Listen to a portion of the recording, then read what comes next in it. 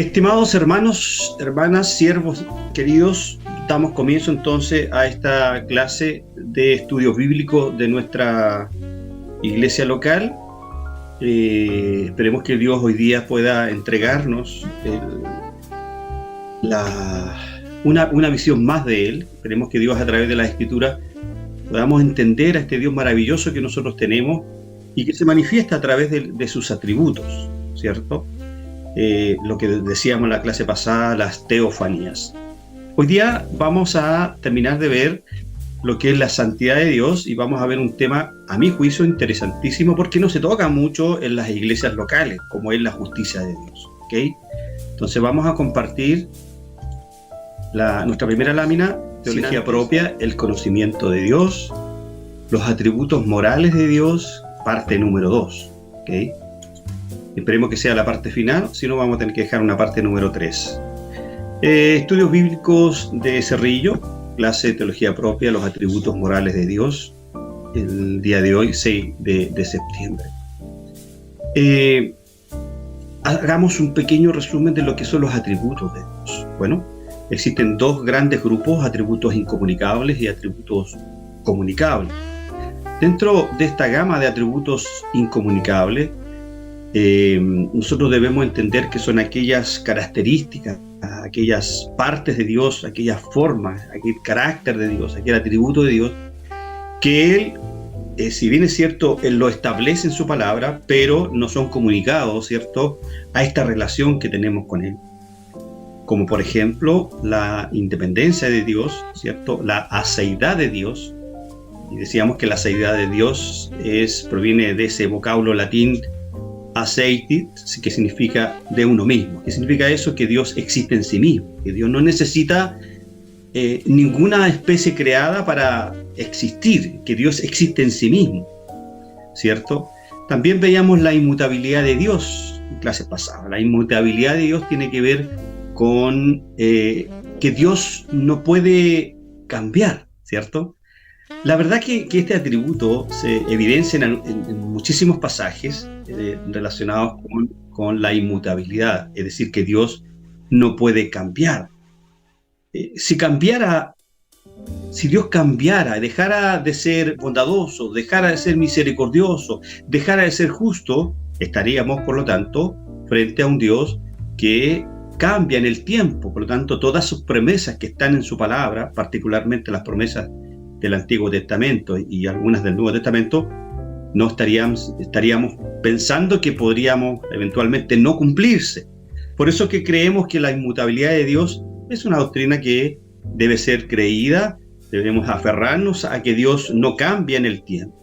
Luego nosotros vimos la infinidad de Dios y decíamos que nosotros somos seres finitos, pero Dios es un ser infinito.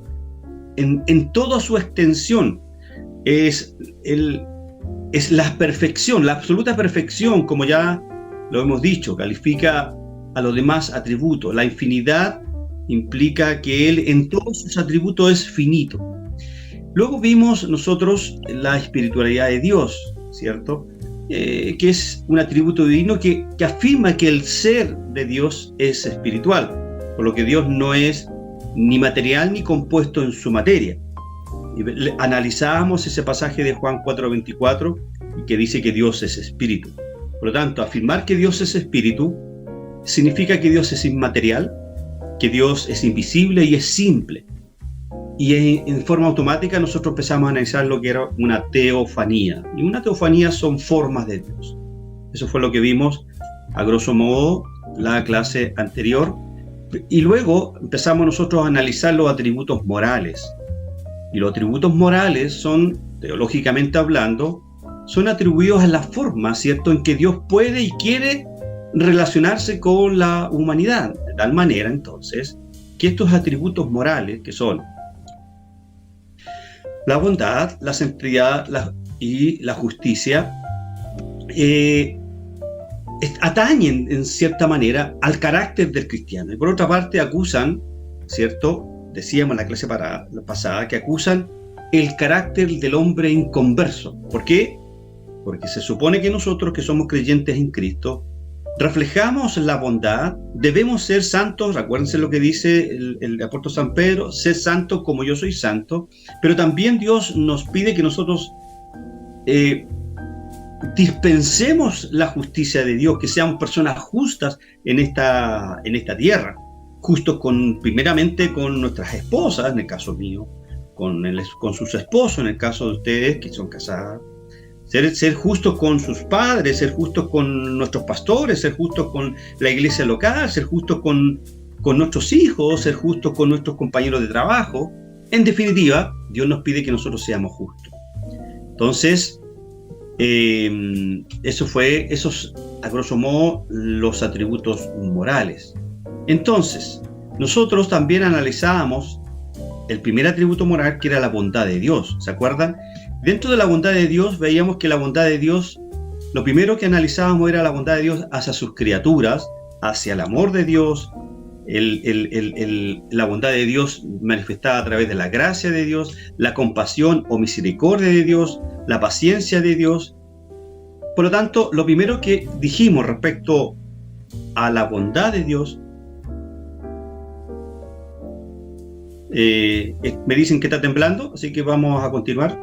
Respecto a la bondad de Dios hacia sus criaturas, podemos decir que esta bondad puede definirse como aquella perfección de Dios que lo mantiene solícito para tratar generosa y tiernamente con todas sus criaturas.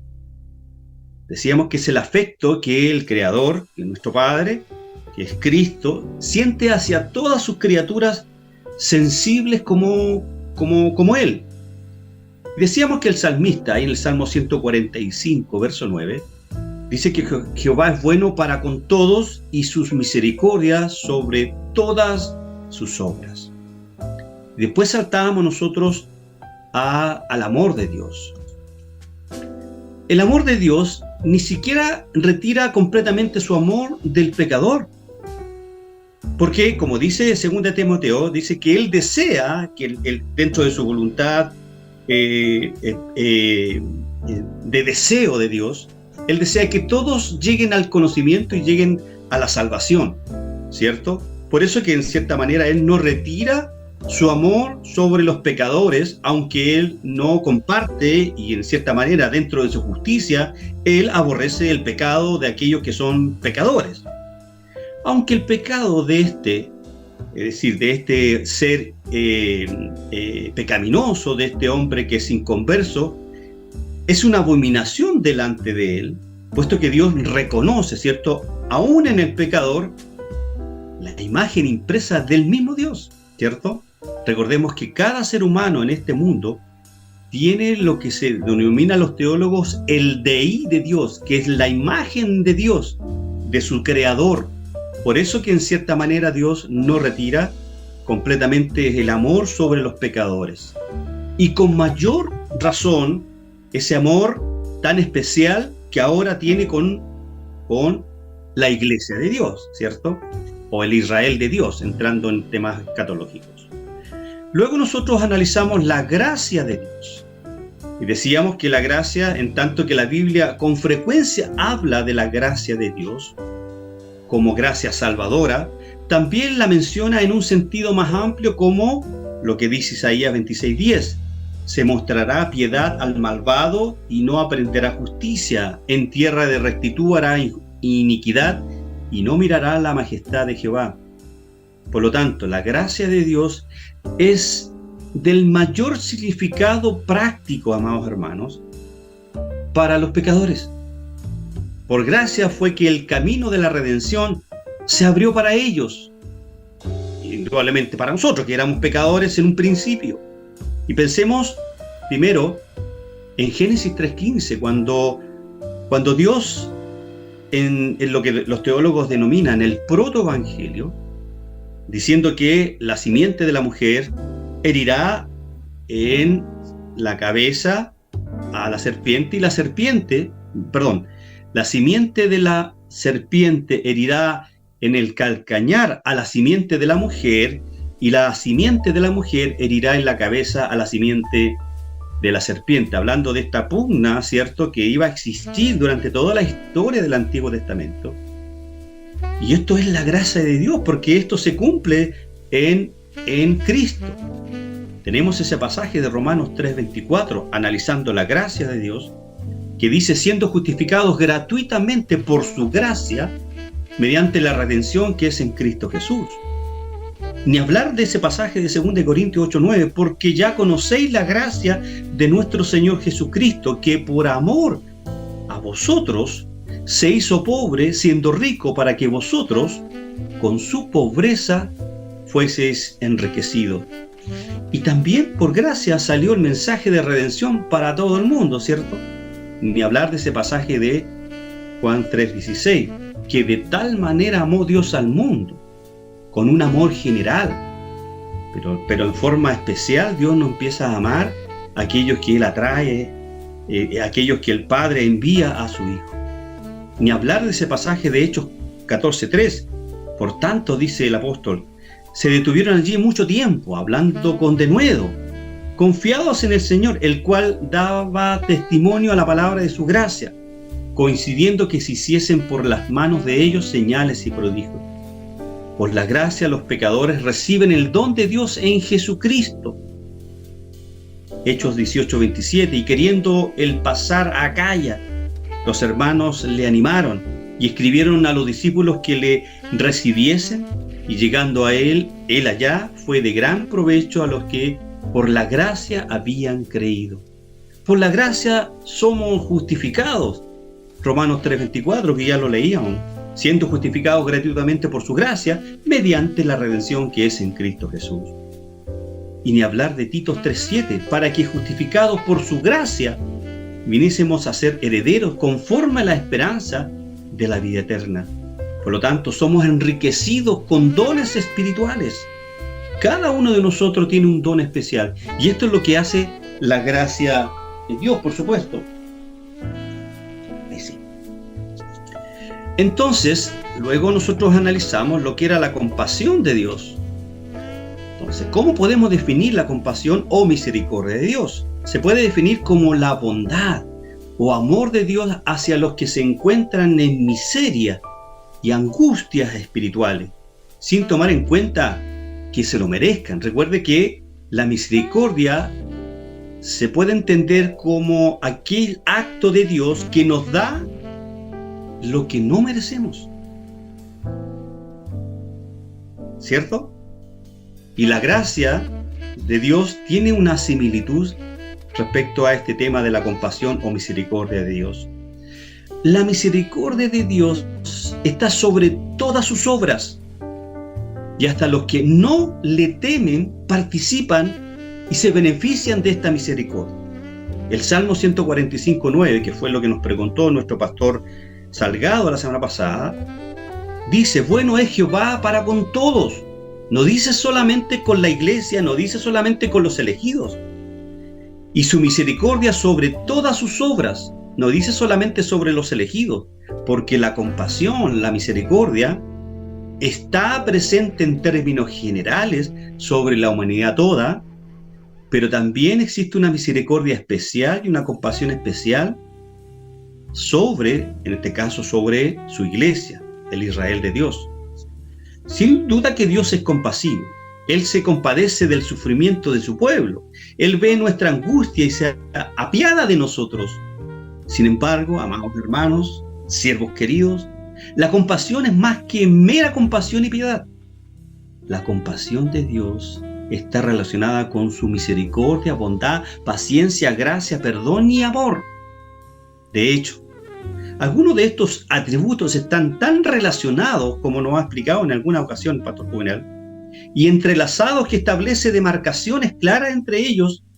Ahora, este es un tema muy difícil porque la compasión de Dios lo impulsa al Dios mismo a actuar de manera que es misericordioso, producto de su compasión, que es bondadoso, producto de su compasión, que es compasivo, producto de su paciencia, y así sucesivamente. Se van entrelazando estos atributos, y de esa manera, amados hermanos, nosotros vamos conociendo más a este Dios maravilloso. Y ni hablar de ese pasaje de Romanos 9, hablando del pueblo de Israel. Y lo tocamos ayer en escatología. Es que no Dice es Pablo ahí en Romanos que capítulo queremos 9, versos verlo, 14 y queremos 16, ver esto. que concluiremos. ¿Qué concluiremos? ¿Acaso es Dios injusto? De ninguna manera, dice Pablo. Versículo 15. Okay. Versículo 15, ¿cierto? Dice, es un hecho que a Moisés le dice, tendré clemencia o misericordia de quien quiera tenerla y seré compasivo con quien yo quiera serlo.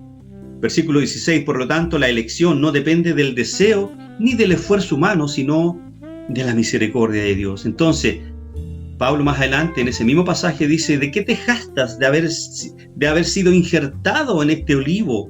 ¿Cierto? ¿De qué te jactas si esto fue simplemente por compasión, por misericordia, por gracia, por amor, por bondad? Qué maravilloso es nuestro Dios, amados hermanos. Me estremezco cuando yo hablo de estas cosas.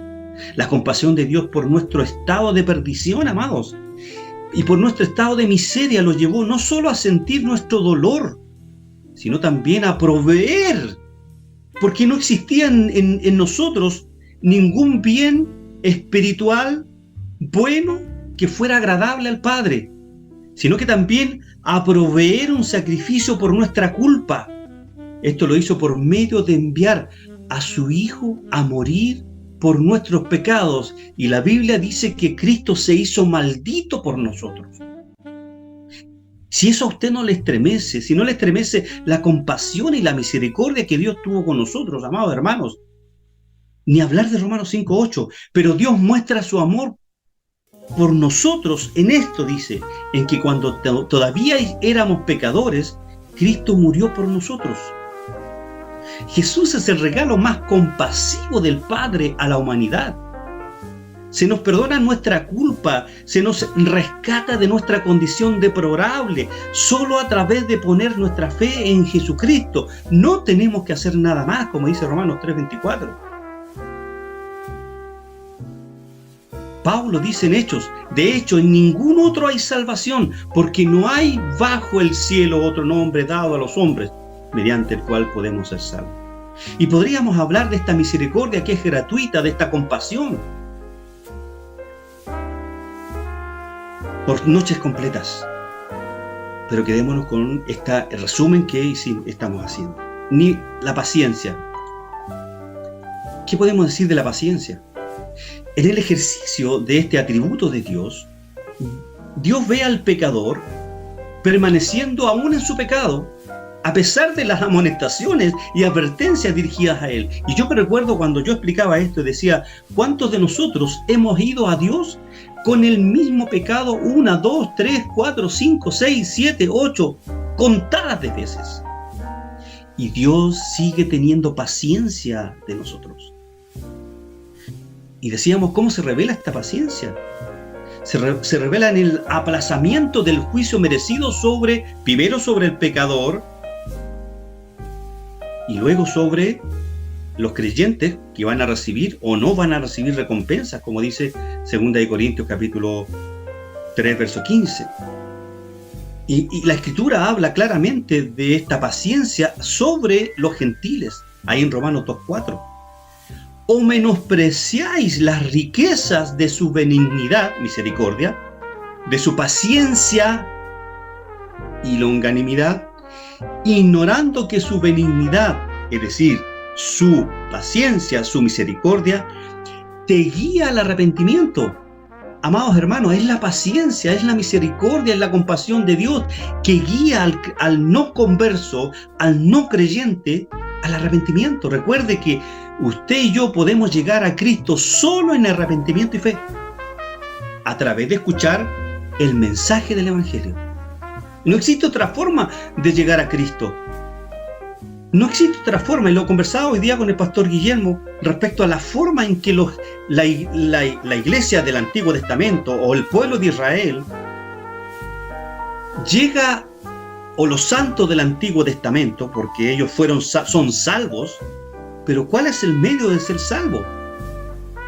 Es haber creído en el Mesías que ya vino. Acuérdense lo que dijo Juan el Bautista.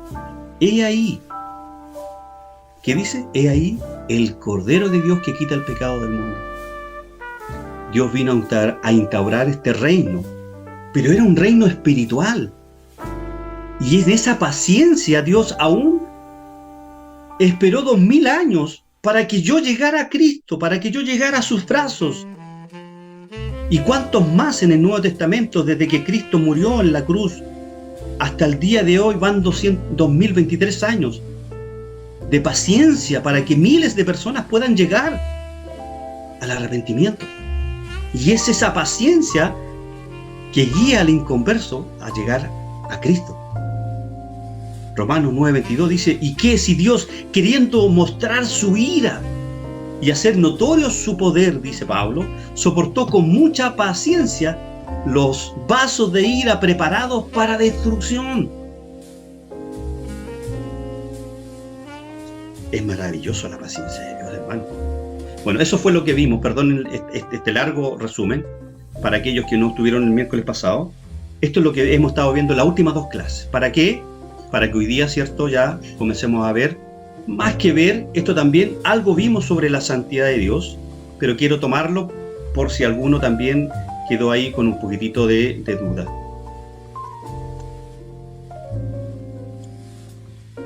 No, está grabando ya. Cuando hablamos de la santidad de Dios, hablamos de la perfección ética y moral de Dios, y generalmente hablamos acerca de la pureza de Dios. La palabra hebrea en el Antiguo Testamento para ser santo es Quadach, derivada de la raíz Gad, que significa cortar o separar. ¿Cómo podemos comenzar este resumen de la santidad? Lo primero es preguntándonos, ¿qué es la santidad de Dios? Bueno, yo podría decir que la santidad de Dios es uno de sus atributos que despierta y debería despertar en ustedes un sentido de dependencia e insignificancia de lo que es la santidad de Dios. Fíjense que cuando yo escuché por primera vez que Dios, debido a su santidad, no puede tener, ponga mucha atención. Cuando yo escuché esto del pastor Sproul hace 4 años atrás, que debido a su santidad, a la santidad de Dios, Él no puede tener comunión con el hombre pecador. Ahí yo pude lograr entender por qué en su soberanía y gracia Dios entregó a su Hijo para salvarnos. ¿Sabe qué es lo que entendí? Que nada podía satisfacer su santidad, porque el mundo entero, desde Adán hasta el último ser humano que debe nacer antes del juicio, acciones que haga son desagradables a Dios. Acciones que haga están impregnadas de la perversidad del hombre. Por eso que Dios no puede tener comunión con ese hombre pecador. Pero cómo hoy día se reconcilia con el hombre por 2 atributos más: su soberanía y su gracia, que en esa soberanía y en su gracia entregó a su Hijo para suplir, para aplacar esa ira que Dios tenía contra la humanidad. Qué maravilloso, ¿cierto? Ahora, sí es verdad que su amor, compasión, misericordia, justicia y todos sus otros atributos estaban presentes en el momento en el que Cristo estaba pagando el precio por sus pecados y los míos, pero su santidad, sin duda, jugó un papel importante en la transacción. ¿Saben por qué, amados hermanos y siervos queridos? Porque debido a su santidad, Dios no puede aceptar que personas no santificadas, no guatach, no apartadas, no separadas, no cortadas, ni lavadas con la sangre del Cordero perfecto, puedan entrar en su lugar santísimo, ya que allí, en ese lugar, no puede haber nada de pecado. No podemos entrar con una pizca de orgullo, con una gota de engaño, con un gramo de envidia. No podemos acercarnos a la presencia de Dios con algo que no es compatible con su santidad. Y hablábamos nosotros de Isaías 6, capítulo 1 y 5, ¿cierto? Esa visión, ¿cierto? Que Isaías ve. Permítame leérselo, está ahí en pantalla. Dice Isaías 6, 1 al 5, en el año que murió el rey Usías, vi yo al Señor sentado sobre un trono alto y sublime, y sus faldas llenaban el templo. Por encima de él había serafines, cada uno tenía 6 alas, con 2 cubría su rostro, con 2 cubrían sus pies, y con 2 volaba, y el uno al otro daba voces, diciendo: Santo, Santo, Santo Jehová de los ejércitos. Toda la tierra está llena de su gloria, y los quiciales de las puertas se estremecieron con la voz del que clamaba, y la casa se llenó de humo. Entonces dije, dice Isaías: ay de mí, que soy muerto, porque siendo hombre inmundo de labios y habitando en medio de pueblo que tiene labios inmundos, ha visto mis ojos al Rey, Jehová de los ejércitos. Amados hermanos, tenemos en estos pasajes delante de nosotros la visión de la presencia de Dios que tuvo el profeta Isaías. El profeta Isaías, recordémonos que vivió en el siglo 8 a.C. Ya, él es llamado el profeta evangélico. ¿Por qué le dicen el profeta evangélico? Porque en sus libros habla mucho acerca de la venida del Mesías. Recuerde que los profetas del Antiguo Testamento hablaban de un Mesías, y en ese Mesías el pueblo de Israel, los santos del Antiguo Testamento, creyeron que iba a venir. En cambio, usted y yo ahora creemos en el Mesías, en ese mismo Mesías que Isaías profetizaba, en ese mismo Mesías que Oseas hablaba, en ese mismo Mesías que Jeremías comentaba. Acuérdense que Isaías dice que fue traspasado. Isaías 51 habla de este Mesías, de este Salvador. En ese Mesías nosotros creemos, por lo tanto todo se conjuga en Cristo. Bueno, tenemos delante de nosotros, como decía, la visión de la presencia de Dios. Y fue, cierto, en ese año, cierto, en que, como dice Isaías en los primeros versículos, que murió el rey Usías, que Isaías, cierto, dice que vio al Señor sentado sobre un trono alto y sublime, y sus faldas llenaban el templo. Hermano, él vio una teofanía o una manifestación visible de Dios. Él vio al Hijo de Dios, la segunda persona de la Trinidad. ¿Por qué? Porque Juan 12, que es un pasaje paralelo a Isaías capítulo 6, Juan 12, versículo 38 al 41, dice: para que se cumpliese la palabra del profeta Isaías, que dijo: Señor, ¿quién ha creído a nuestro anuncio? ¿Y a quién se ha revelado el brazo del Señor? Por esto no podían creer, porque también dijo Isaías: cegó los ojos de ellos y endureció su corazón, para que no vean con los ojos y entiendan con el corazón y se conviertan, y yo los sané. Isaías dijo esto cuando vio su gloria, y habló acerca de entiendan con el corazón y se conviertan, y yo los sané.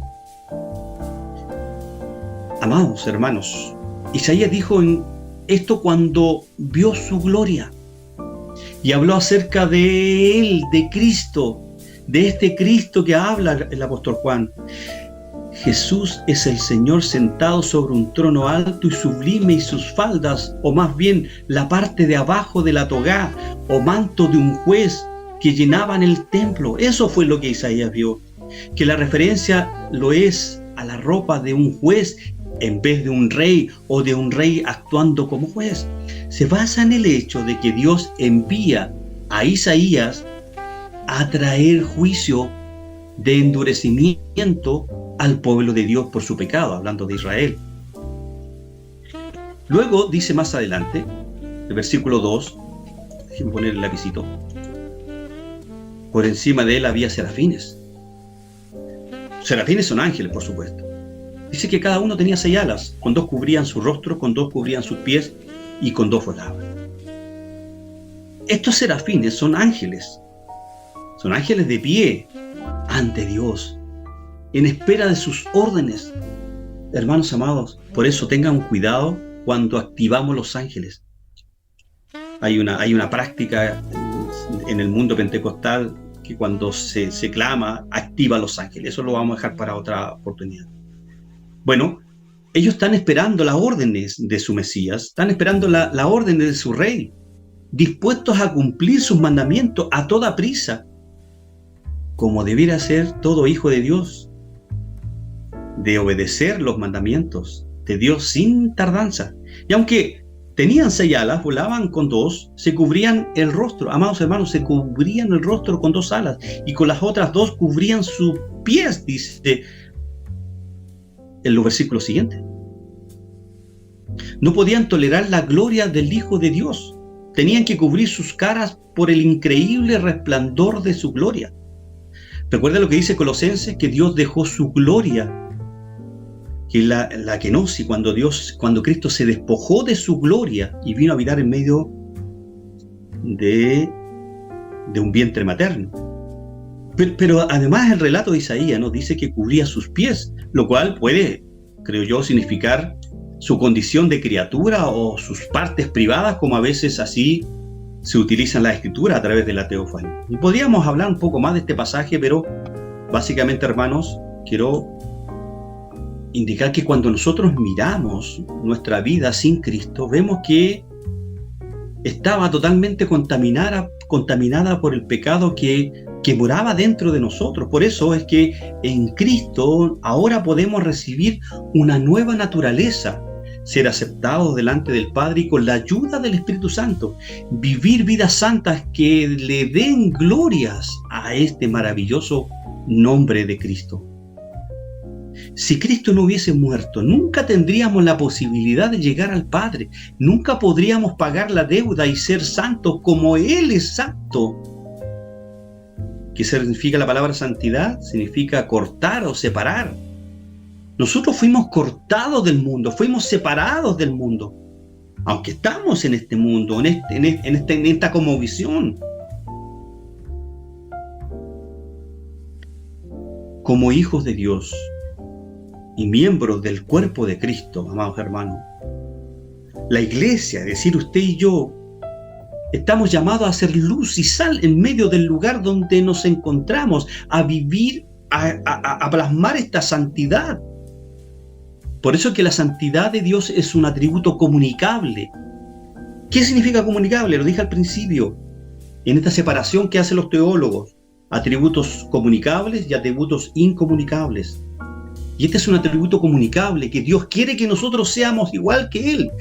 Dice, yo soy santo y así quiero que sean ustedes. Sé santo como yo soy santo, dice el apóstol San Pedro. Y esa es la razón por la que Cristo nos ha comprado, nos ha redimido para hacernos santos. Y es la razón por la cual Jesucristo oró por nuestra santificación. Y esa santidad debe motivarnos, amados hermanos, en nuestra vida diaria, a amar lo que Dios ama, a mirar el carácter de Dios, a ser más como Él, pero también pongan mucha atención, amados hermanos, siervos del Señor, pero también a odiar lo que Dios odia. Y Dios odia mi pecado, y Dios odia su pecado. Pero Dios, como sus atributos son un conjunto que se relacionan entre sí, no me consume porque su misericordia son nuevas cada día, porque su paciencia aún espera la redención final cuando Él venga en gloria en su segunda venida y seremos transformados en un cuerpo incorruptible y no pecaremos más. Hasta ahí tiene paciencia Dios. Qué maravilloso es la santidad de Dios. Bueno, la santidad de Dios se manifiesta en 2 cosas, en su naturaleza y en su manifestación. Voy a tratar de ser breve, para pasar a ver la justicia de Dios. Su naturaleza. ¿Qué es su naturaleza? ¿Qué es la naturaleza en su santidad? Bueno, es doble la idea bíblica de la santidad de Dios. En su significado original da a entender que Él es absolutamente distinto de todas sus criaturas y exaltado sobre ellas en infinita majestad. Este atributo o esta perfección de su ser enfatiza la trascendencia. Él es más allá de este mundo. Él es exaltado sobre todo lo que existe en infinidad majestad. Él es separado de todas sus criaturas. Esto lo podemos ver en el pasaje de Isaías, capítulo 6. Recuerden que los ángeles se tapaban con un par de alas. Isaías, ¿cierto?, presenció la gloria de Dios. ¡Qué tremendo privilegio! Ahora, lo impresionante de esta visión es el hecho de que lo que hacen los ángeles se tapan y glorifican al Hijo. Recuerde que los ángeles son seres sin pecado y ellos se tapan.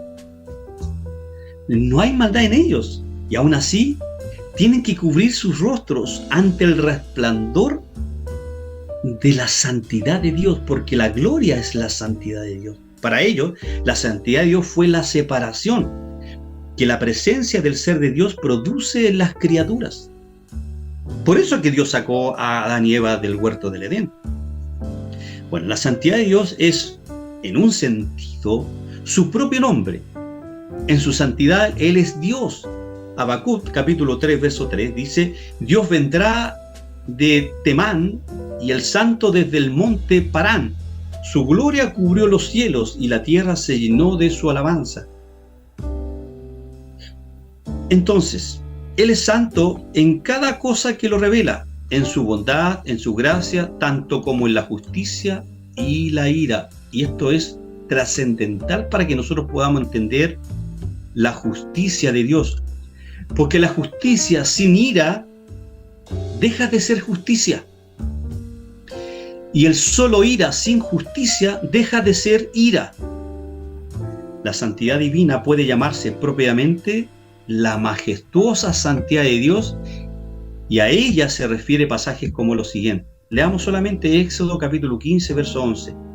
¿Quién como tú, oh Jehová, entre los dioses? ¿Quién como tú, magnífico en santidad, terrible en maravillosas hazañas, hacedor de prodigios? Esta santidad de Dios es la que Otto, un erudito, en su importante libro Das, ahí en la página 33, reconoce como lo que es más esencial de Dios, designándolo como lo luminoso. Como lo luminoso. Y la santidad de Dios también se manifiesta en sus manifestaciones. Bueno, la santidad de Dios está revelada en la ley moral, implantada en el corazón del hombre, declarada por medio de la conciencia, y más particularmente es la revelación especial de Dios, que es la Escritura. Tuvo lugar muy prominente en la ley dada a Israel a través de Moisés. Éxodo capítulo 20, verso 1 en adelante habla sobre la ley. Aquella ley en todos sus aspectos estuvo calculada para imprimir sobre Israel la idea de la santidad de Dios y para despertar en el pueblo la necesidad de llevar una vida santa. Entonces, ¿cómo se manifiesta la santidad de Dios? A través, ¿cierto?, de su ley moral. ¿Se entiende? O sea, la ley de Dios, esos 10 mandamientos, reflejan la santidad de Dios. Es lo que nosotros debemos ser. Ahora, ojo con esto. Nosotros no observamos o no obedecemos la ley dada a Moisés para ser salvos. Ojo con eso. Nosotros somos salvos porque creemos en Cristo, pero debemos obedecer la ley. ¿Ok? Debemos obedecer la ley todos los días o intentar. Entonces, si usted no puede obedecer un mandamiento, Señor, no tan solo te pido por sanidad, por Pedro, por Juan, sino que te pido por mí, para que me ayudes a obedecer tus mandamientos.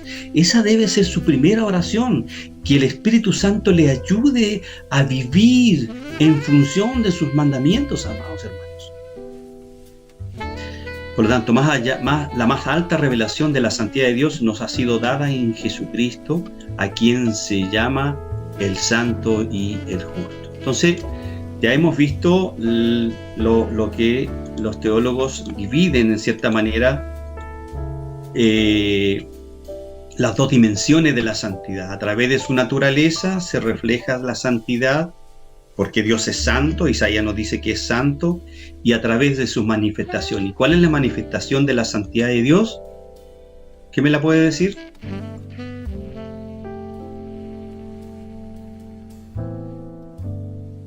¿Quién me la puede decir? Uno solo. La ley. La ley moral, correcto. Esa es la manifestación exclusiva, ¿cierto? Y esta ley moral, gracias Pastor Juvenal, y esta ley moral, amados hermanos, está implantada en el corazón del hombre. ¿Y cómo es declarada? A través de la conciencia. Porque su conciencia, amados hermanos, que nos acusa y nos dice que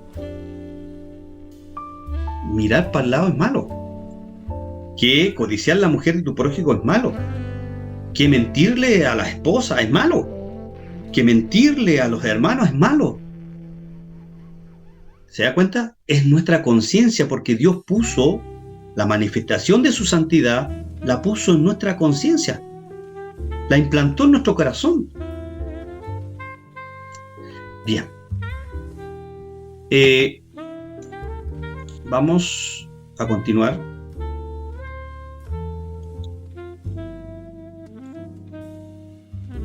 ¿Y cómo Dios manifiesta su santidad, cierto? En la creación del hombre, en su providencia y también en las obras de salvación hechas por Jesús, ¿cierto? Dentro de este título de su manifestación. ¿Qué hay de su creación? Es la creación del hombre. Bueno, ¿qué nos dice Eclesiastés 7:29? Dice, Dios hizo al hombre recto, lo hizo justo. Y Moisés nos dice que Dios creó al hombre a su imagen, ¿cierto? Y Pablo nos dice que esa imagen consiste en conocimiento, justicia y santidad, ¿cierto? Y es de ese estado de santidad que todos nosotros caímos. Entonces, ¿cómo Dios manifestó su santidad? A través de la creación del hombre. Pero esa santidad, ¿cierto? Esa justicia, esa santidad, ese conocimiento, el hombre cayó de ese estado de santidad allá en el huerto del Edén. Y no cayó parcialmente, como cree en algún sector del mundo evangélico, que cree que el hombre no cayó totalmente de esa santidad, sino que cayó parcialmente, ¿cierto? Nace ahí el pelagianismo. Pastor Juvenal, acuérdense, el pelagianismo nace en el siglo III. ¿Qué es lo que decía Pelagio? El Pelagio decía que el hombre cayó parcialmente de su estado de santidad y queda parcialmente habilitado para buscar a Dios. ¿Qué le dice Agustín?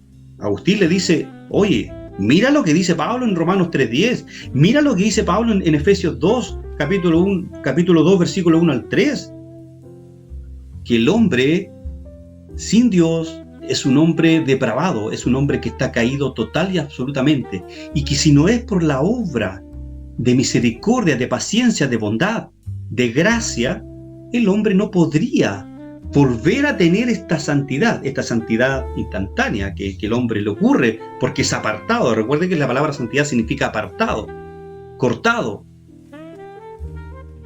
Pero también Dios manifiesta la manifestación de la santidad también se dio a través de su providencia, que es el segundo punto o segundo subtema.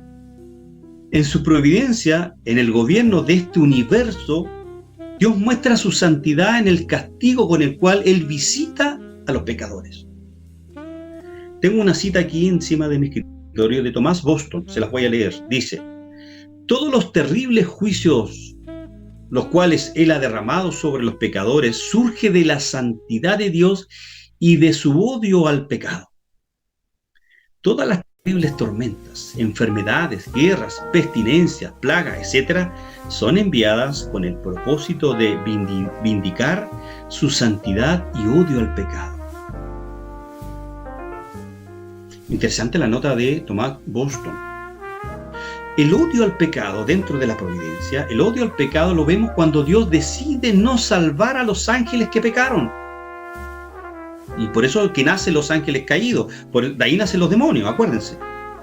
Por lo tanto, no hay salvación para su pecado, para el pecado de los ángeles.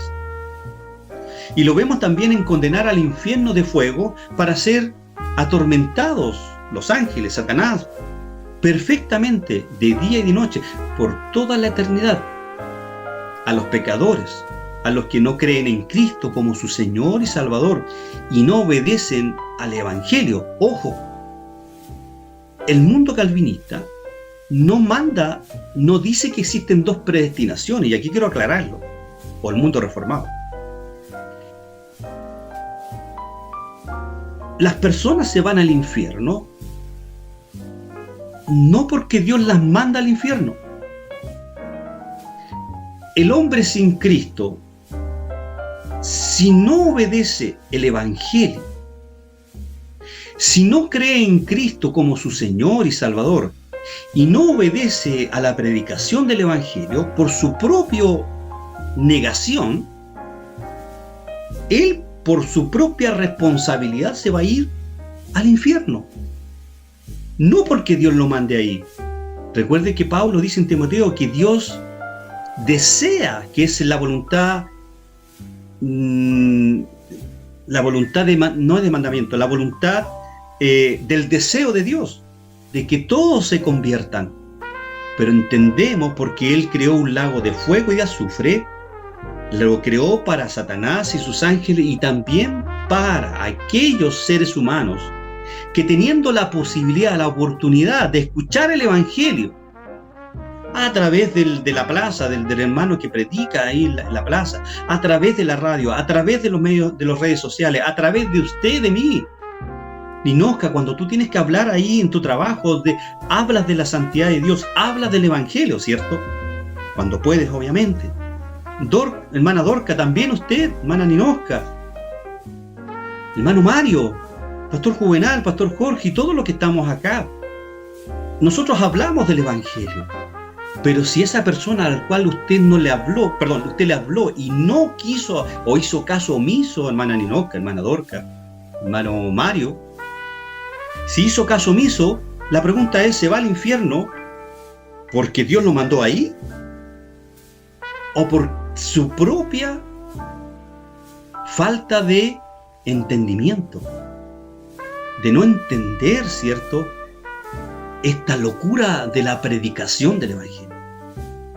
Por lo tanto, volviendo a la providencia, su odio al pecado lo vemos cuando Dios visita a su propio pueblo con castigo disciplinario. Dios disciplina a sus propios hijos. ¿O no nos dice Hebreo que Dios nos disciplina? Amados hermanos, Dios no tolera el pecado en sus hijos. A veces Dios castiga en esta vida más fuertemente a sus hijos que a los no creyentes, porque entiende que el no creyente tiene un castigo mayor, que es, si no se arrepiente, pasará una eternidad sin Dios. Miremos la vida de David, de Salomón, de Jonás. Miremos a Moisés, que por un solo pecado fue incapaz de entrar a la tierra prometida por su pecado de golpear la roca. Y el castigo de Dios sobre su propio pueblo demuestra que Dios odia el pecado como pecado, y no porque fue hecho por los peores hombres, sino que porque son pecadores. Y también Dios manifiesta su santidad en las obras de salvación hechas por Jesús. Esto es importante también.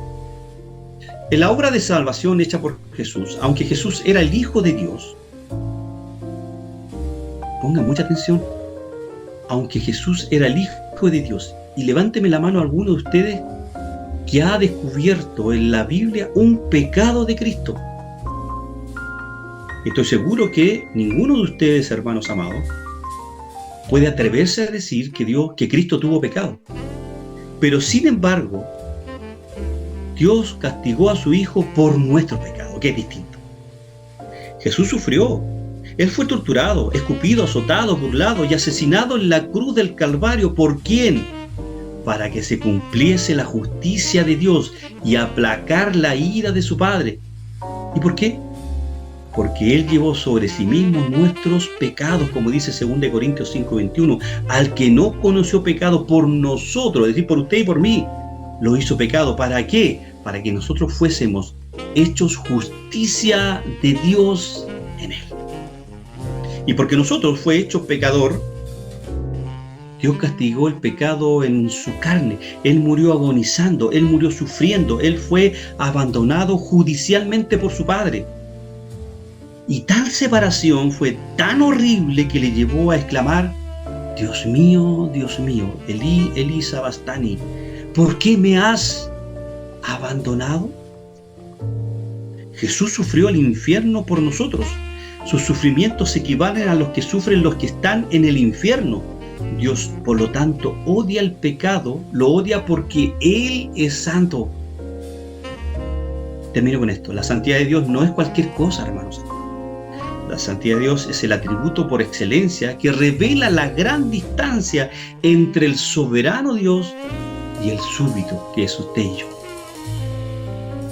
Ahora, amados hermanos, voy a permitirme que ustedes puedan hacer comentarios o preguntas. Comienzo con usted, hermana Dorca, por favor.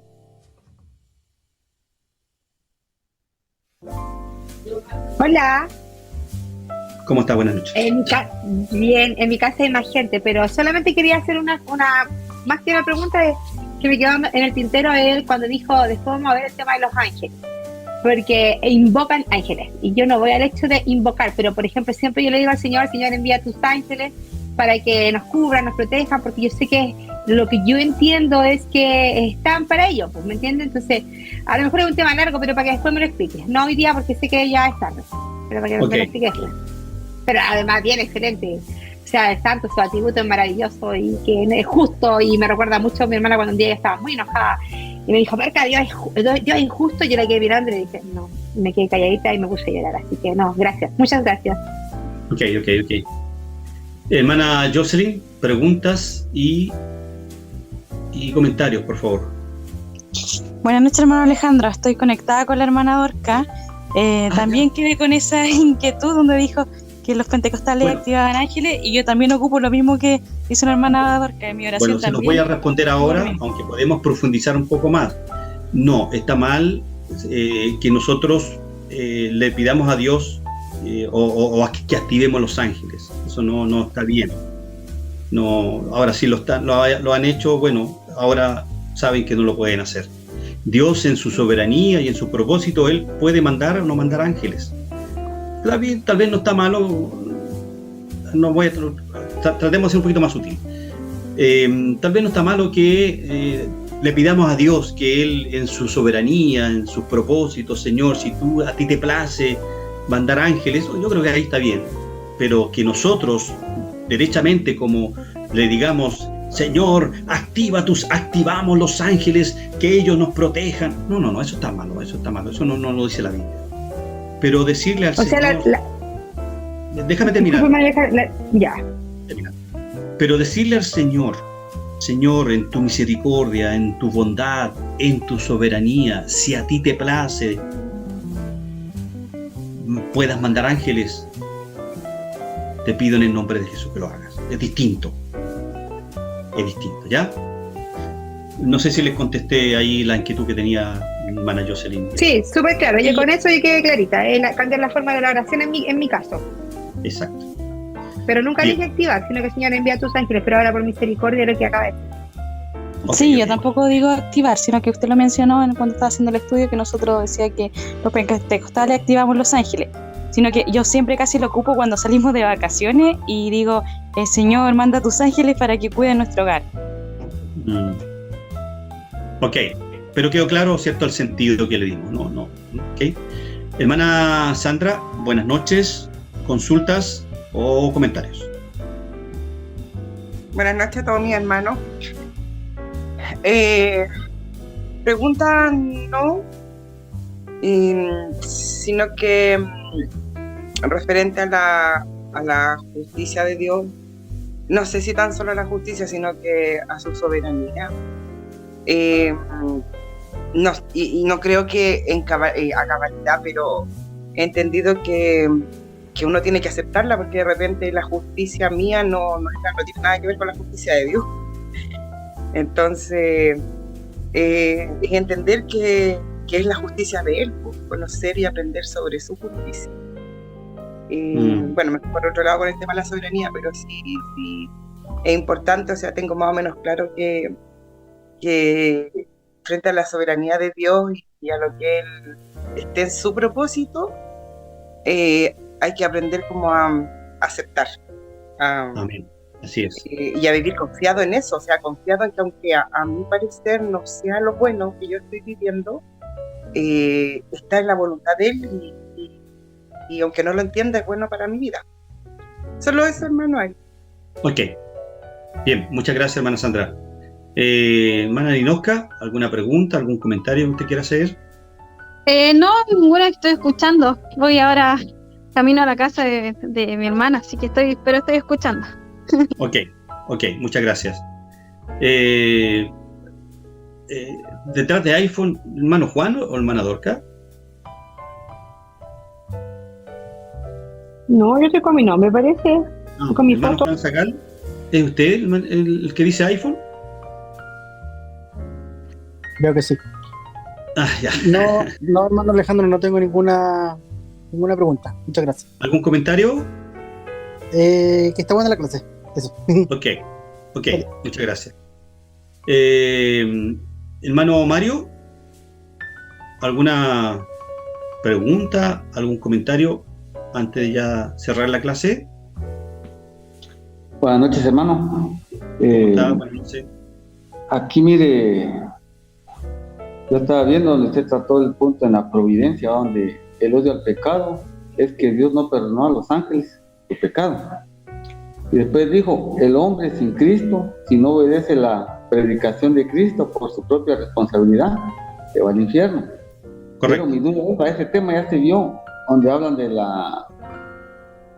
los que son escogidos, ¿va? Ahora me pongo yo estaba analizando, los ángeles pudieron escoger, pero el hombre que no viene para ser escogido nunca va a entender ese mensaje. No lo va a entender porque él no es para salvación. ¿Qué pasa ahí, mi hermano? Bueno, en el caso de los ángeles lo vamos a dejar para otra clase, pero en el caso de los creyentes, de los seres humanos que no van a creer en Cristo, desprendemos, porque la Biblia habla de una elección. Hermanos amados, la elección divina está tan claramente establecida en el Antiguo Testamento, ¿cierto? Con mayor razón en el Nuevo Testamento. Entonces no podemos nosotros obviar la elección, la predestinación, ¿ya? Lo que rechazamos, o yo particularmente lo que rechazo tajantemente, es que exista una doble predestinación o una doble elección. Lo aclaro. No existe que Dios haya elegido o haya predestinado a algunos para salvación y Dios haya elegido o salvado a otros para el infierno. ¿Ya? Lo que sí la Biblia establece, hermano Mario, con absoluta claridad, es que Dios elige. Y si Dios elige, lo hace con un propósito eterno. Filipenses 1, 4 y 5 dice que por el puro afecto de su voluntad somos elegidos. Pero si nos elige, ¿cierto? Es porque Él es por pura misericordia, dice Pablo. ¿Cierto? Sí. No es por otra cosa. ¿Cierto? Dios nos eligió por misericordia, hermano Mario.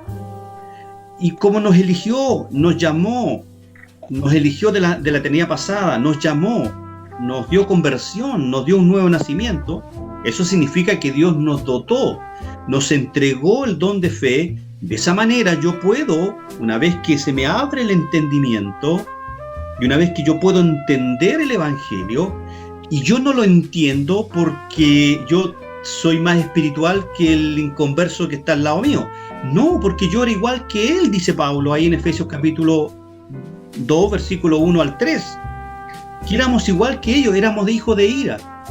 ¿Qué tuvo que suceder con este hombre que era hijo de ira, que era un hombre perverso, como dice, que no buscaba de Dios, como dice Romanos 3:10? Es el Espíritu Santo que se le revela a este hombre, hermano Mario, que ha sido elegido. Sí. Le hablo todo esto porque Dios dice que tuvo misericordia de quien quiso tener misericordia, y de quien no quiso tener misericordia no tiene misericordia. Es decir, lo deja en el mismo estado que nació. ¿Cómo nace el hombre? Un ser depravado, un ser alejado de Dios, un ser que no quiere saber de Dios, un ser que a pesar de que hace obras buenas, estas obras buenas están contaminadas por el pecado. Entonces, no es que Dios haya elegido a Juanito o a Pedrito para maldición o para irse al infierno. El hombre, hermano Mario, se va al infierno por no creer en Cristo. ¿Dios podría haber mandado a todos al infierno? Sí, pero Él en sus propósitos decidió una parte importante de los seres humanos, seleccionarlas, elegirlas para reinar con ellos en la eternidad. Amén, hermano. Yo antes, hermano, yo no había recibido estas clases, no sabía nada. Yo pensaba de esta forma de que como nosotros ya existíamos en el cielo antes de venir aquí a la tierra, de que los que se habían portado mal aquí era como algo para confirmar lo que habían sido arriba en el cielo, decía yo, cuando se revelaron, pero eso no está en la Biblia, eso nada que ver. No, seguimos pero lo que Dios es el que manda, y Dios escoge a quién quiere y quién. Perfecto, muchas gracias, hermano Mario. Respecto a los ángeles es algo similar, pero no lo vamos a ver ahora. Hermana Miriam, muy buenas noches. Gracias por estar con nosotros.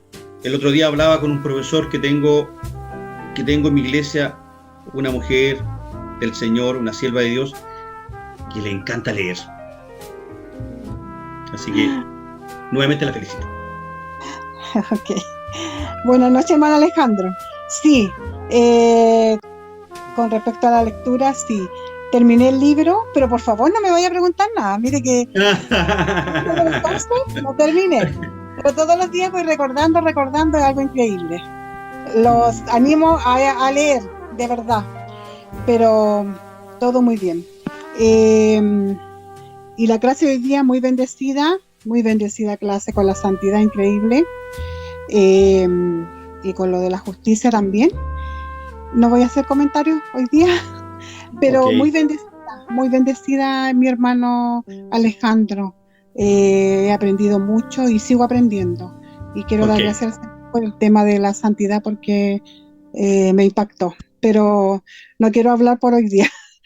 Pero no fui muy bendecida con la clase. Siempre son bendecidos sus comentarios. Muchas gracias. Ya. Buenas noches.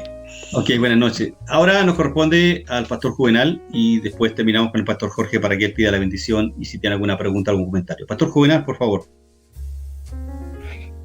No, mi hermano, agradecer nomás la clase, eso, y está todo bonito. Gracias, mi hermano Alejandro.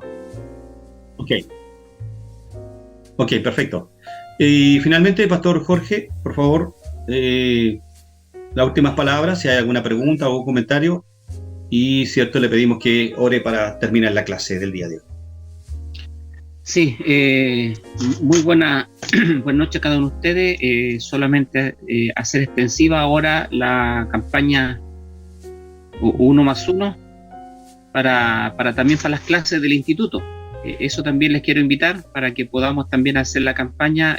Seguimos la campaña en la iglesia y también extenderla al Instituto Bíblico 1+1 para que podamos ir permitiendo que más sean bendecidos con la clase que para nosotros ha sido de mucha bendición el día de hoy.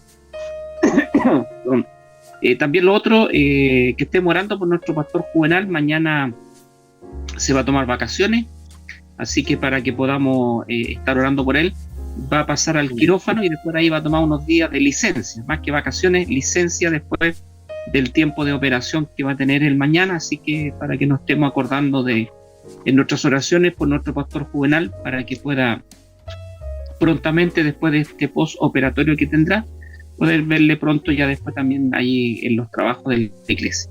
Así que solamente eso, y bueno, invitarle a que oremos juntos para que pidamos la bendición al Señor. Pastor Jorge, permítame un segundito nomás, antes de su oración. Amados hermanos y siervos queridos, para el próximo martes, yo necesito que durante estos 7 días ustedes me hagan un ensayo o un trabajo sobre la justicia de Dios.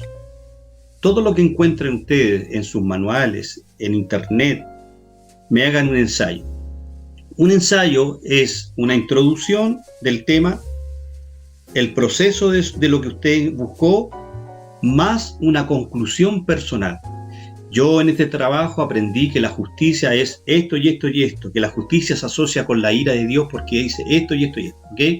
Un trabajo no más de 3 hojas, mínimo 2 hojas, es decir, entre 2 y 3 hojas, o puede ser en el computador, usted la escribe, ¿cierto? Y me las envía, por favor, a mi correo, todos ustedes tienen el correo, o me la envía a través del WhatsApp, ¿cierto? Me la envía el formato que usted quiera mandarme, la saca una foto, un PDF, un Word, lo que usted quiera, pero es indispensable que usted haga un trabajo sobre la justicia y sobre la ira de Dios. ¿Te parece? Busque en internet, está lleno. Si usted hay algo que no entiende, me puede preguntar, mire, leí este libro, leí este paper y no lo entiendo, ¿me puede ayudar? Ni un problema, yo le puedo dar mi opinión, pero por favor, ese trabajo es sí o sí, es el trabajo del ramo de teología propia, ¿ok? Pastor Jorge. Bien, oramos al Señor. Amén. Señor, gracias por el día hermoso que usted nos ha regalado, un día donde hemos visto su mano, Señor, donde hemos visto su poder sobrenatural en la vida de cada uno de nosotros, Señor. Agradecemos por cada uno de los hermanos, los pastores que han estado en esta clase que usted ha permitido que podamos escuchar. También pedimos que bendiga a nuestro hermano Alejandro como el maestro que está usando, Señor, para su gloria, Señor. Muchas gracias, Señor. Pedimos su bendición por lo que mañana nuestro pastor Juvenal estará pasando a ese tiempo de hospitalización y de operación posterior. Pedimos, Señor, que Él pueda sentir en cada momento, Señor, su dulce presencia acompañándole en aquel lugar, Señor. Pedimos su bendición por cada una de las peticiones que cada día presentamos, Señor, y por este tiempo especial de enseñanza de su palabra. La bendición que viene del Padre, del Hijo y de su Santo Espíritu. Amén. Amén. Les voy a mandar un modelo de ensayo que yo hice sobre un tema, no me recuerdo cuál fue, para que ustedes más o menos sepan cómo se hace un ensayo, que no es tan complicado. Y el que no lo puede hacer, bueno, me avisa y me dice, mire, no lo puedo hacer de la manera que usted lo pide, pero lo hice de esta manera. Lo importante es que usted lo haga, lo importante es que usted también tenga ese espíritu de investigador, investigue qué es lo que es la justicia y qué es la ira de Dios. Por favor, hágalo. Le va a ser muy útil para entender todo esto que estamos viendo. Si usted ha quedado con duda, téngalo por seguro que lo va a aclarar, ¿ok? Bien, despidámonos entonces, pueden prender sus camaritas ahí donde están y nos despedimos. Dios les bendiga y los dejo invitados para el próximo martes a las 20 horas. Estamos viendo escatología bíblica. Las profecías bíblicas. Chao. Chao, chao. Nos vemos. Chao. Bendiciones. Chao, chao.